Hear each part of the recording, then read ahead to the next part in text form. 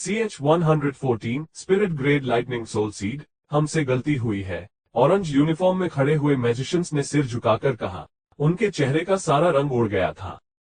वो सब city Hunter squad का हिस्सा थे और आर्केन मैजिक यूनिवर्सिटी की सुरक्षा की जिम्मेदारी भी उनकी ही थी। अगर उन्हें कोई भी मैजिकल बीस्ट के बारे में पता चलता था तो उन मैजिकल बीस्ट को मारने के लिए उन्हें ही भेजा जाता था।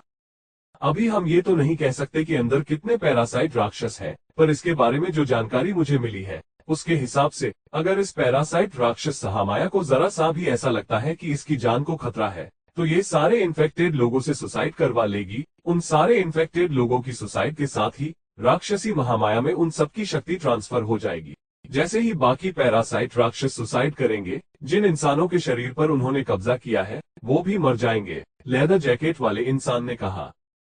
तो इसका मतलब हम दुश्मन को ये पता नहीं लगने दे सकते कि हम यहाँ हैं? उस विशाल मैजिकल बीस्ट पर खड़े हुए कमांडर ने पूछा। हाँ, कम से कम हमें राक्षसी महामाया को ये पता नहीं चलने देना होगा कि हम इतना बड़ा ऑपरेशन कर रहे हैं, नहीं तो उन सारे लोगों की मौत हो जाएगी जिन पर उन पैरासाइट राक्षसों ने कब्जा किया है। वहीं दूसरी तरफ इस बात को सुनकर डीन सूर्यकांत की तरफ से आए हुए डायरेक्टर शेर सिंह के पूरे एक्सप्रेशन ही बदल गए थे। जिम के अंदर लगभग 6 से 7 हजार स्टूडेंट्स थे। उनमें से लगभग 1000 लोग जिम में ही थे और बाकी के लोग कॉन्सर्ट के लिए जिम से जुड़े हुए ऑडिटोरियम में थे। न जाने वहां कितने लोग इन्फेक्ट हो चुके थे। अगर अभी वो सब अंदर चले जाते तो सारे इन्फेक्टेड लोग सुसाइड कर लेते और इस यूनिवर्सिटी में लगभग 5-6 हजार लोगों की जान चली जाती। इतने बड़े हादसे की जिम्मेदारी डायरेक्टर शेर सिंह नहीं ले सकते थे और न ही उनके साथ मौजूद 2 डीन। मतलब हम सिर्फ यहाँ खड़े होकर देख सकते हैं? नहीं, हमें उस राक्षसी महामाया को मारना होगा। एक बार वो मर गई तो बाकी सारे पैरासाइट राक्षस भी अपने आप मर जाएंगे, लेदर जैकेट पहने हुए उस आदमी ने कहा। और ये राक्षसी महामाया कितनी ताकतवर है। जब ये लोग उस महामाया और बाकी पैरासाइट राक्षसों को हराने की बातें कर रहे थे तभी वहां एक छोटी सी लड़की अपना लैपटॉप लेकर आई। बच्ची, तुम यहाँ क्या कर रही हो? जल्दी अपने घर जाओ, तुम्हें यहाँ नहीं होना चाहिए, अर्थ एलिमेंट डिपार्टमेंट के डीन सुरेश ने उससे कहा। छुटकी ने उसकी तरफ देखा भी नहीं और सीधा उस लेदर जैकेट वाले इंसान के पास पहुंच गई। अरे छुटकी, यहाँ आओ, लेदर जैकेट वाले इंसान ने प्यार से मुस्कुराते हुए कहा। ऐसा लग रहा था कि छुटकी उसकी छोटी बहन थी। बेवकूफ पैरासाइट राक्षस, तुम लोगों ने जब जिम को सील किया तो ज्यादा आवाज तो नहीं की थी ना? छुटकी ने बिना हिचके कहा। परेशान मत हो, मैंने तुम्हारी बड़ी बहन से बात कर ली है और हम इस ऑपरेशन को बेहद सावधानी से कर रहे हैं। देखो, हमारे सबसे एक्सपर्ट हंटर्स भी कितने दूर खड़े हैं। अगर हमें अंदर से हुए लोगों की जान की चिंता नहीं होती तो हम अब तक कब के अंदर जा चुके होते और उन सबको मार गिराया होता। इन सर्वेंट क्लास मैजिकल बीस्ट को मैं और कमांडर रंजीत चुटकियों में हरा सकते हैं, उस लेदर जैकेट वाले आदमी ने कहा। बच्चे, तुम्हारे पास कोई अच्छा आइडिया है क्या? कमांडर रंजीत ने पूछा। हीरो हंटिंग एजेंसी से बीस्ट हंटर छुटकी हंटर्स यूनियन में काफी फेमस थी। कमांडर रंजीत उसका बताया हुआ कोई भी प्लान फॉलो करने के लिए तैयार थे। मैं और मेरा पार्टनर 2 पैरासाइट राक्षसों से मुकाबला कर चुके हैं और अगर मैं गलत नहीं हूँ तो उनमें से एक महामाया थी और दूसरा उसका पति। उसके पति को हमने मार दिया था, लेकिन वो वहां से भाग गई थी। अब वो जिम में नहीं होगी। इतना ही नहीं, वो उन बाकी पैरासाइट राक्षसों से शक्तियां लेती रहती है, छुटकी ने कहा। छुटकी ने अपना लैपटॉप खोला और वहां सारे हाई रैंक ऑफिसर को उस डिजिटल मैप के फंक्शंस बताने लगी। सब लोग उसके चारों तरफ खड़े हो गए थे। डिजिटल मैप के फंक्शन देखने के बाद उन्हें एहसास हुआ कि जिम के अंदर रेड डॉट्स की गिनती बहुत ज्यादा है। इससे बड़ी परेशानी ये थी कि ये सारे पैरासाइट राक्षस स्टूडेंट्स में भी मिल गए थे। इस वक्त अगर वो एक्सपर्ट को भी अंदर भेज दे तो कुछ नहीं होता। वो लोग भी आम स्टूडेंट्स और पैरासाइट राक्षसों में अंतर नहीं बता सकते थे। जितना मैंने इन रेड डॉट्स को देखा है, ये कहीं भी जा सकते हैं, वो भी बिना किसी पैटर्न के। लेकिन इस एरिया में कोई न कोई पैरासाइट राक्षस जरूर है, छुटकी ने जिम के अंदर एक एरिया में उंगली दिखाते हुए कहा। और ये कौन सा एरिया है? ये जिम से जुड़ा हुआ ऑडिटोरियम का खास प्लेटफॉर्म है, अर्थ डिपार्टमेंट के डीन सुरेश ने कहा। ये खास प्लेटफॉर्म ज्यादातर हवा में रहता है और इसके अगल बगल एक जाली भी लगी हुई है जो इसकी सुरक्षा करती है। इसका इस्तेमाल बहुत कम किया जाता है। जब कोई बड़ा सेलिब्रिटी आता है तभी इसका इस्तेमाल किया जाता है। अरे हाँ, मुझे याद आया, आज जो सिंगर आई है वो अपनी एंट्री के लिए इस प्लेटफॉर्म का इस्तेमाल करने वाली है, डायरेक्टर शेर सिंह ने कहा। 3rd फ्लोर पर एक दरवाजा है जो सीधा प्लेटफॉर्म तक जाता है और उसी फ्लोर पर मेकअप रूम, लॉबी और कॉन्फ्रेंस रूम है। जैसे ही वो सिंगर पूरी तरह तैयार हो जाएगी, एक छोटे से टनल से सीधा इस प्लेटफॉर्म पर चली जाएगी। चुटकी, तुम्हें क्या लगता है, क्या वो राक्षसी महामाया इस प्लेटफॉर्म पर ही है और वहां से सब कुछ देख रही होगी? लेदर जैकेट पहने हुए उस आदमी ने हैरान होकर पूछा। हाँ, मुझे लगता है, क्योंकि कुछ समय में वो पैरासाइट राक्षसों से शक्ति लेती रहती है, इसलिए मुझे लगता है कि महामाया वहां होगी। हम इस ऑपरेशन में देरी नहीं कर सकते। हमें तुरंत कुछ एक्सपर्ट हंटर्स को वहां अंदर भेजना होगा ताकि वो उस महामाया को मार सकें। नहीं, तुम लोगों ने उस एरिया को सील करते वक्त उस महामाया को सतर्क कर दिया होगा। वो महामाया बहुत चालाक है। वो इतनी ऊंचाई पर इसलिए भी है क्योंकि वो इस स्थिति को अपने कंट्रोल में रखना चाहती है ताकि वो उन्हें देख सके जो उस पर हमला करना चाहते हैं। तो फिर हम क्या करें? हम यहाँ ऐसे हाथ पर हाथ धरे तो नहीं रह सकते ना? चीजें एक ऐसी स्थिति पर पहुंच चुकी थी जहां किसी को कुछ समझ में नहीं आ रहा था कि वो क्या करे। इस महामाया की शक्ति उन एडवांस्ड मैजिशियंस के सामने कुछ भी नहीं थी। परेशानी ये थी कि उसके कब्जे में ढेर सारे स्टूडेंट्स थे। अगर महामाया को उनकी थोड़ी भी भनक लग जाती तो उन सबकी जान जा सकती थी। चुटकी, तुम कहती थी कि तुम्हारे पार्टनर ने महामाया के पति को मारा था और तुम्हारा पार्टनर यहाँ ही है? उस लेदर जैकेट वाले हैंडसम आदमी ने पूछा। हाँ, वो इसी यूनिवर्सिटी का स्टूडेंट है। उसे ही इस मिशन का इंचार्ज बनाया गया था। मतलब तुम्हारा पार्टनर काफी शक्तिशाली है, तो फिर तुम उसे महामाया को मारने को क्यों नहीं कहती? उस लेदर जैकेट वाले आदमी ने प्यार से पूछा। चुटकी ने कुछ देर इस बारे में सोचा और उसे एहसास हुआ कि इस वक्त उनके पास इसके अलावा और कोई चारा नहीं था। आरव और रुद्र अब उसी रास्ते से वापस जा रहे थे जहां से आरव आया था। जो लड़कियां उन राक्षसियों की खाल में से निकली थी, उन्हें रुद्र की गर्लफ्रेंड हीलिंग रूम ले जा रही थी। वो हीलिंग एलिमेंट वाली लड़की जिसे आरव ने पहले बचाया था, वो बाकी लड़कियों की मदद करने में बहुत अच्छा काम कर रही थी। जब उसने देखा कि आरव ने इतनी सारी लड़कियों को फिर से बचा लिया है, तो वो हैरान रह गई। तुम तो सच में काबिले तारीफ हो। अगर मेरे जैसे कई और स्टूडेंट्स भी एक साथ मिल जाते तो भी उन्हें नहीं हरा पाते, और तुमने इतनी सारी लड़कियों को बचा लिया। उस हीलर मैजिशियन ने आरव को हमदर्दी देते हुए कहा। नहीं, इतनी भी कोई खास बात नहीं है, आरव ने कहा। वो जानता था कि उसने कोई बहुत बड़ा काम नहीं किया था। उन लड़कियों को बचाना उसकी जिम्मेदारी थी और वो वही पूरी कर रहा था। पहली बार जब अपने स्कूल प्रैक्टिकल में उसने मैजिकल बीस्ट को हराया था, वो उसकी किस्मत थी। लेकिन अब वो एक शक्तिशाली मैजिशियन में बदल गया था और उसने सिर्फ अपने दम पर राक्षसियों का सामना किया था। अगर संजीवनी भूमि में जो आपदा आई थी, उसके वक्त आरव के पास इतनी शक्ति होती, तब उसे उन मैजिकल बीस्ट का सामना करने में कोई परेशानी नहीं होती। आरव, आरव, उसे छुटकी की आवाज फिर से सुनाई दी। क्या हुआ पिद्दी? आरव ने उससे पूछा।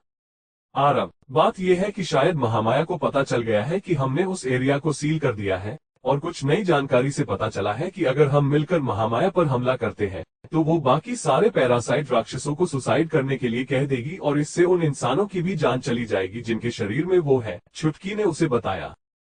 मैंने अभी तक लगभग 20 लोगों को बचाया है। अब ये बताओ कि और कितने इन्फेक्टेड हैं? परेशान होकर आरव ने पूछा।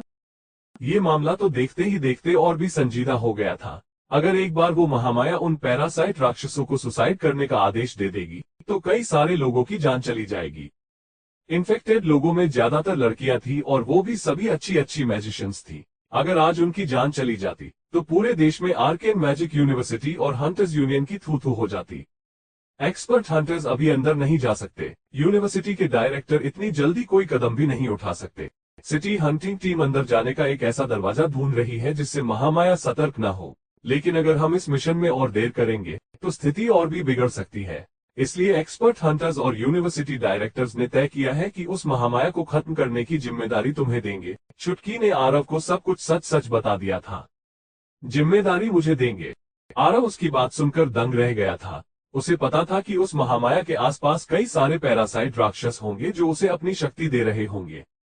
राक्षसी महामाया अब पहले कई गुना ताकतवर बन गई थी। उससे अकेले लड़ना कोई आसान काम नहीं था और साथ ही साथ वहां राक्षसियां भी थीं। जिम के बाहर सभी का ध्यान उस बच्ची छुटकी पर था। जब उसने आरव का फोन काटा, उसने देखा कि सब लोग उसकी तरफ ही देख रहे थे। आरव ने क्या बोला? डायरेक्टर शेर सिंह ने तुरंत पूछा। मैंने उससे कहा है कि यूनिवर्सिटी उसे कुछ इनाम देगी और सिटी हंटर स्क्वाड भी उसे धरो अवार्ड मनी देगा।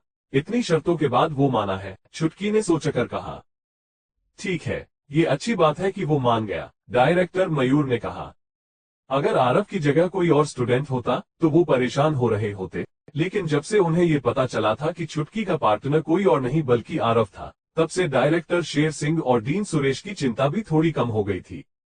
बीस्ट बैटल कंपटीशन के दिन उसने अकेले ही 200 स्टूडेंट्स को हराया था। यहाँ तक तो ठीक था, फिर उसने श्रेया को भी हरा दिया था जो एक काफी ताकतवर मैजिशियन थी। आर्केन मैजिक यूनिवर्सिटी में बहुत कम स्टूडेंट्स आरव से ज्यादा ताकतवर थे। अरे, अगर हम एक स्टूडेंट को उस राक्षसी महामाया से लड़ने देते हैं और वो हार गया, तो महामाया सतर्क नहीं हो जाएगी। मुझे तो लगता है कि हमें सिटी हंटर स्क्वाड के कोई और रास्ता ढूंढने का इंतजार करना चाहिए, जिससे महामाया को भनक भी न लगे और उसका काम तमाम हो जाए। और मुझे नहीं लगता कि मैजिकल बीस्ट का मुकाबला करने में सिटी हंटिंग टीम से बेहतर कोई नहीं है, सिटी हंटिंग टीम के टकले कैप्टन ने कहा। इस कैप्टन को बीस्ट हंटिंग में पूरे 10 साल का एक्सपीरियंस था। अगर इस मसले को संजीदगी से नहीं संभाला जाता तो एक साथ कई लोगों की जानें जा सकती थी। न सिर्फ ये बहुत बड़ा केस बनकर मैजिक कोर्ट में जाता, बल्कि पूरे देश में यूनिवर्सिटी और सिटी हंटिंग स्क्वाड की बदनामी होती। चाहे कोई भी उस महामाया से लड़े, लेकिन अगर वो महामाया अपने मकसद में कामयाब हो जाती तो सब सिटी हंटिंग टीम को ही दोष देते। इसलिए वो सिटी हंटिंग टीम के टकले कैप्टन खुद ही इस मसले को संभालना चाहते थे। अगर सीनियर कैंपस का कोई लड़का होता तो वो कैप्टन एक शब्द भी नहीं कहता, लेकिन ये लड़का जूनियर कैंपस से था। ये लड़का तो जूनियर कैंपस से है और हम सब जानते हैं कि महामाया के सामने वो 2 मिनट भी नहीं टिकेगा, उस टकले कैप्टन ने कहा। कैप्टन, मुझे भी लगता है कि हमें इस स्टूडेंट को अकेले इस ऑपरेशन के लिए नहीं भेजना चाहिए, एक और एक्सपीरियंस्ड एक्सपर्ट हंटर ने कहा। क्या तुम्हें अंदर जाने का कोई रास्ता मिला, जहां से उस महामाया को हमारे हमले के बारे में पता न चले? उस विशाल मैजिकल बीस्ट पर खड़े हुए कमांडर रंजीत ने कहा। नहीं, अभी नहीं। तो फिर चुप रहो। आरव चुटकी के बताए हुए रास्ते से 3rd फ्लोर पर पहुंचा। रुद्र भी उसके साथ था। रुद्र का लाइट मैजिक उन राक्षसियों को हराने में बेहद असरदार था और आरव भी कोई रिस्क नहीं लेना चाहता था। वो एक साथ उन सारी राक्षसियों पर न तो हमला कर सकता था और न ही उन्हें हरा सकता था। इसके अलावा आरव अपने इंटरमीडिएट मैजिक का इस्तेमाल करके उन लड़कियों को नुकसान नहीं पहुंचाना चाहता था जिन पर उन राक्षसियों ने कब्जा किया था। इसलिए रुद्र उन्हें हराने के लिए सबसे सही इंसान था। आरव, तुम यहाँ पैसों के लिए हो और मैं यहाँ शोहरत के लिए। अगर मुझे एक पल को भी ऐसा महसूस हुआ कि मेरी जान को खतरा है, तो मैं यहाँ से चला जाऊंगा। इन सबको बचाना मेरी जिम्मेदारी नहीं है और तुम्हारी मदद मैं सिर्फ तब तक करूंगा जब तक मेरी शक्ति होगी। बाकी लोगों को बचाने के लिए मैं अपनी जान खतरे में नहीं डालूंगा, रुद्र ने भागते भागते आरव से एकदम सीरियस टोन में कहा। हाँ, मुझे पता है। नहीं, 1 मिनट, तुम्हें शोहरत चाहिए मतलब? आरव ने पूछा। आरव तो पहले ये सोच रहा था कि रुद्र उसकी मदद नहीं करेगा, एक लाइट मैजिशियन जो था। हाँ, वैसे तो राक्षसों पर लाइट मैजिक काफी असरदार होता है, लेकिन एक लाइट मैजिक की कॉम्बैट पावर ज्यादा नहीं होती। देखो, मैं तुमसे नहीं छुपाऊंगा, मैं राय ज्यादा फैमिली से हूँ। मेरी फैमिली बिल्कुल श्रेया की फैमिली की तरह ही फेमस है।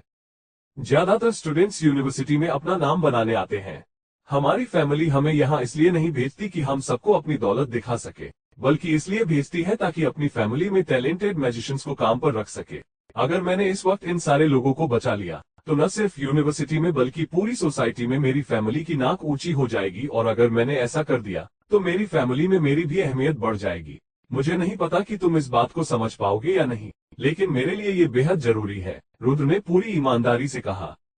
तुम्हारी फैमिली सच में बहुत कॉम्प्लिकेटेड है, और मैं सच कहूं तो मुझे शोहरत से कोई मतलब नहीं है। इस यूनिवर्सिटी में पहले ही लोग मुझसे नफरत करते हैं, और अगर आज मैंने इन सबको बचा लिया तो वो नफरत खत्म हो जाएगी बस, और उससे ज्यादा कुछ नहीं होगा, आरव ने कहा। अच्छा, अगर तुम्हें शोहरत नहीं चाहिए तो क्यों ना इस राक्षसी महामाया को हराने का सारा क्रेडिट तुम मुझे दे दो। इससे मैं भी श्रेया की तरह ही पॉपुलर हो जाऊंगा। रुद्र को इस बात से कोई परेशानी नहीं थी। महामाया को हराने के बाद उसे अवार्ड मिलने वाले थे, मिलते भी क्यों ना। वहां सिर्फ एक आरव था जो उस महामाया को हरा सकता था, और अगर रुद्र उसकी मदद करता तो उसे भी एक छोटा सा अवार्ड मिल जाता, लेकिन वो चाहता था कि उसे महामाया को मारने के लिए मेन अवार्ड मिले। वैसे तो हम रूममेट्स हैं, तुम्हें इसके बदले जो भी चाहिए हो मांगो, रुद्र ने सीधा सीधा कहा।